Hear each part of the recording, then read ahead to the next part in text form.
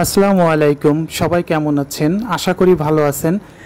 তো আজকে যে ভিডিওটি নিয়ে এনেছি সেটি হচ্ছে কি সারাকে নিয়ে ফ্যান্টাসি কিংডমে গিয়েছিলাম আমরা। তো ভিডিওটি অনেক আগের, তবে একটু লেট আপলোড করলাম। তো ফ্যান্টাসি কিংডমে গিয়ে সারা তো পুরো অবাক হয়ে গেল। সঙ্গে ছিল হচ্ছে সারার আম্মু এবং সারার খালা। তো সেখানে যে খুব সুন্দর মানে শিশুদের খেলার বিভিন্ন ইভেন্ট ছিল, সেই ইভেন্টে সারা খেলছিল। সঙ্গে মানে ওর আম্মু এবং আন্টিও ছিল, তারাও ওকে নিয়ে নিয়ে বিভিন্ন ইভেন্টে উঠাচ্ছিল। তো সারা রেলে ওঠার জন্য চেষ্টা করছিল, বাট খুব ভয় পাচ্ছিল।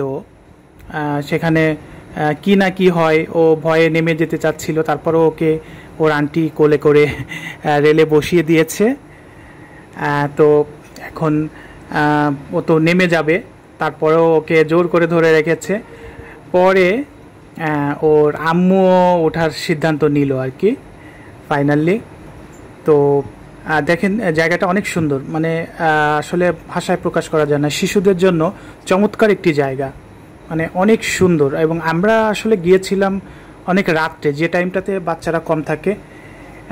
তো একটু ফাঁকা জায়গা, ফাঁকা ফ্রি স্পেস ছিল বিধায় আমরা সেখানে গিয়ে খুব মজা করতে পেরেছিলাম। যেহেতু বাচ্চাও কম ছিল, সারা খুব দৌড়ায় বেড়াচ্ছিল, খেলে বেড়াচ্ছিল। অনেক সুন্দর জায়গা। তো ফাইনালি ওর আম্মু রেলে উঠলো এবং রেলটি চালু হয়ে গেল। তো খুব এনজয় করছে ওরা রেল জার্নিটা, বেশ ভালোই লাগছিল। আর আমি ব্যাকগ্রাউন্ডে ভিডিও করে যাচ্ছিলাম, কারণ আমি ক্যামেরাম্যানের দায়িত্বেই ছিলাম। তো আপনারা দেখেন কত সুন্দর জায়গা। সারাও বেশ এনজয় করতে শুরু করে দিয়েছে এখন।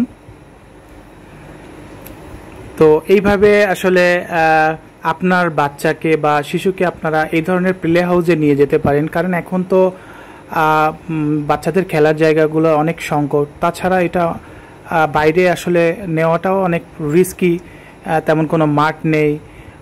তারপর বিভিন্ন রকমের সমস্যা। তো এই ক্ষেত্রে এই ধরনের প্লে হাউসগুলো, ফ্যান্টাসি কিংডম অনেক ভালো, বাচ্চাদের জন্য অনেক নিরাপদ। এবং এখানে গরমের দিনেও এসি থাকায় তেমন একটা কষ্ট হয় না, বাচ্চারা খুব অনায়াসেই খেলাধুলা করতে পারে। তো ফাইনালি ও সারা রেল ভ্রমণটা শেষ করলো এবং এবার নিচে আসছে। এবার কোন ইভেন্টে উঠবে ও তো ভেবেই পাচ্ছে না। ও চেষ্টা করছে কোনো একটা ইভেন্টে ওঠার জন্য। তো সামনে একটা গাড়ি পেলো, এবার গাড়ি নিয়ে খেলার চেষ্টা করছে। গাড়িটাকেও ঠেলছে এবং এত বেশি খেলনা চারিদিকে যে ও অস্থির হয়ে গেছে কোনটা থেকে কোনটায় উঠবে। লাস্টে ওর আন্টি ওকে দোলনায় উঠাই দিল, দোলনাতে বসে দোল খাচ্ছে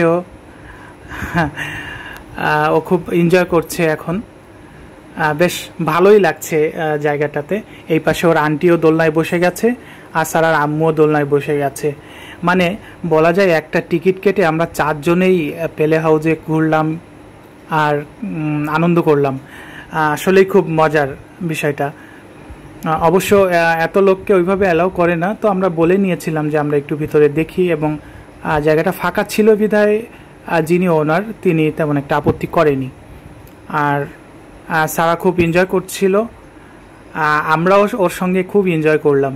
বেশ অনেকগুলো ইভেন্টে উঠলাম, অনেক কিছু দেখলাম, বেশ ভালোই লাগলো। ছোট ছোট বাচ্চাদের সঙ্গে মাঝে দু একজন বাচ্চাও এসেছিল, তো তারা আর কি ওখানে তারাও মজা করছে। তো এইসব দোলনাতে আসলে বাচ্চাদের জন্য, কিন্তু বাচ্চার মা খালারা তারাও দখল করে নিয়ে এখন দোল খাচ্ছে। কি আশ্চর্য ব্যাপার, তাই না? আর আমি ক্যামেরাম্যানের মতো ভিডিও করে যাচ্ছি।